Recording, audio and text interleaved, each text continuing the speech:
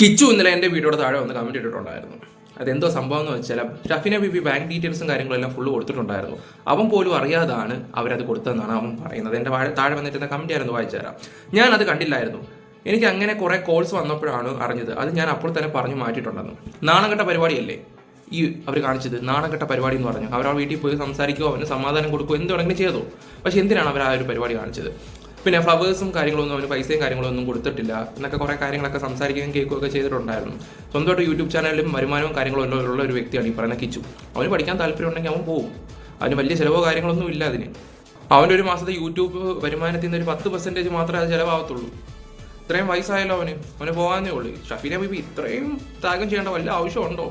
പിന്നെ എല്ലാവരും ചോദിക്കുന്ന ഒരു ചോദ്യം, നിനക്കെന്താ ഷഫീന ബീബിയുടെ ഇത്ര കലിപ്പെന്നുള്ള രീതിയിലാണ്. ഈ അടുത്ത സമയത്ത് നെറ്റ്സോമിൻ എന്ന് പറഞ്ഞൊരു പയ്യൻ, അവൻ്റെ ഒരു ആൽബിൻ എന്നാണ്, അവൻ്റെ ഒരു വിഷയം വന്ന സമയത്ത് ഈ ഷഫീന ബീബി പറഞ്ഞിരിക്കുന്ന ആ പയ്യനെ കൊണ്ട് കേസ് കൊടുപ്പിക്കാൻ അതിലും ഡാനിയാണ് പോലീസ് സ്റ്റേഷനിൽ പോയത്. ഞങ്ങൾ ആ ഒരു വിവരം അറിഞ്ഞിട്ട് പോലുമില്ല.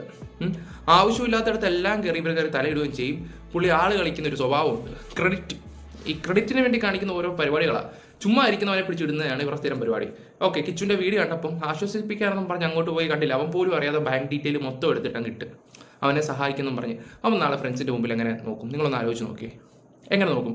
ഇത് തന്നെയല്ലേ കൊല്ലം സുധിയും പണ്ട് ചെയ്തുകൊണ്ടിരുന്നത്? കാണുന്ന അവിടുത്തെ മൊത്തം ഇറന്നുകൊണ്ടിരിക്കുന്ന പരിപാടിയായിരുന്നു. അവസാനം ഇത് ആർക്കായി ചീത്തപ്പേര് വന്നേ? ഈ വളർന്നു വരുന്ന പിള്ളേർക്ക്. അതുപോലും മനസ്സിലാക്കാനുള്ള ഒരു സാമാന്യ ബോധം പോലും ആ സ്ത്രീക്കില്ല. പിന്നെ രേണു സുധി അവന് ഓരോ ദിവസം അയച്ചു കൊടുത്തതിൻ്റെ പൈസയുടെ ലിസ്റ്റാണ് ഞാൻ നിങ്ങൾക്ക് ഈ കാണിച്ചു തന്നത്. അവനും കൊടുക്കുന്നുണ്ട് ഈ പറയുന്ന കിച്ചുവിന് പൈസയും കാര്യങ്ങളൊക്കെ. അതാണ് ഞാൻ കഴിഞ്ഞ വീഡിയോയിൽ ഉദ്ദേശിച്ചത്. കുറച്ച് ഭാഗങ്ങൾ എനിക്ക് വിട്ടുപോയിട്ടുണ്ടായിരുന്നു. ഒന്നാമത് എനിക്ക് കൂടുതൽ സ്ട്രെയിൻ ഒന്നും എടുക്കാൻ പറ്റാത്തൊരു സിറ്റുവേഷനാണ്. എനിക്കാണെങ്കിൽ നല്ല നീരിങ്ങനെ വെച്ചുകൊണ്ടിരിക്കുക. ലോങ് വീഡിയോ ആണ് സാധാരണ ഞാൻ ചെയ്യുന്നത്. ഇപ്പോൾ ഞാൻ ഷോർട്ട് വീഡിയോ ചെയ്യുന്നത് എനിക്ക് കൂടുതൽ നേരം ഇരിക്കാൻ പറ്റാത്തതുകൊണ്ട് മാത്രമാണ്. അല്ലായിരുന്നെങ്കിൽ ഞാൻ കറക്റ്റ് വിവരം ഒറ്റയടിക്കെന്ന് പറഞ്ഞ് തീർത്തത്. ഇതിപ്പോൾ എത്ര വീഡിയോ എടുക്കേണ്ടി അറിയാമോ? ഇവിടെ ഈ കാര്യത്തിൽ ആരുടെ ഭാഗത്താണ് തെറ്റ്? ഷഫീന ബീബിയുടെ അല്ലേ? ഇതിൻ്റെ ഇടയ്ക്ക് വന്നവരിനെ എത്ര എക്സ്പ്ലനേഷൻ ചെയ്താലും, ഇപ്പോൾ ഞാൻ എൻ്റെ ഫ്രണ്ട്സിനോട് ചോദിച്ചപ്പോഴും അവരും പറഞ്ഞൊരു കാര്യമാണ്, ഒരാവശ്യമില്ലായിരുന്നു ആ ബാങ്ക് ഡീറ്റെയിലും കാര്യങ്ങളും വെക്കേണ്ട ഒരു ആവശ്യമില്ല.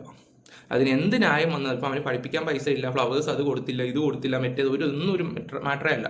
അതുപോലെ തന്നെ ഒരു വീഡിയോ കണ്ടപ്പോൾ എല്ലാവരും അങ്ങ് വിചാരിച്ചു ഡാനി രേണുവിന് ഭയങ്കര സപ്പോർട്ടാണ്. എൻ്റെ ഈ ജീവിതത്തിൽ ഞാനൊരു കാര്യം ഒരിക്കലും അവർക്ക് വലിയ സപ്പോർട്ടും കാര്യങ്ങളൊന്നും ഞാൻ കൊടുക്കത്തില്ല. ചെറിയ ചെറിയ കാര്യങ്ങളൊക്കെ മാത്രം ഞാൻ ബിഗ് ബോസ് സമയത്ത് കൊടുത്തിട്ടുണ്ടായിരുന്നു. അത് ആ ഷോയിൽ ഒരു ഇത് വെച്ച് പേഴ്സണല അതുപോലെ കുറേ ദ്രോഹങ്ങൾ ചെയ്ത് വെച്ചിട്ടുണ്ട് ഞങ്ങളുടെ അടുത്ത്.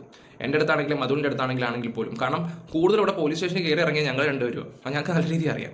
അതുകൊണ്ട് കുറേ എണ്ണം കിടന്ന് കമൻറ്റ് ഇട്ട് മെഴുകുന്നൊക്കെ ഉണ്ട്. അതുകൊണ്ട് അവരും കൂടെ കേൾക്കാൻ വേണ്ടിയാണ് പറഞ്ഞത്. ഈ ജന്മത്ത് അതിനോടൊരു നന്ദി നിങ്ങൾ പ്രതീക്ഷിക്കേണ്ട.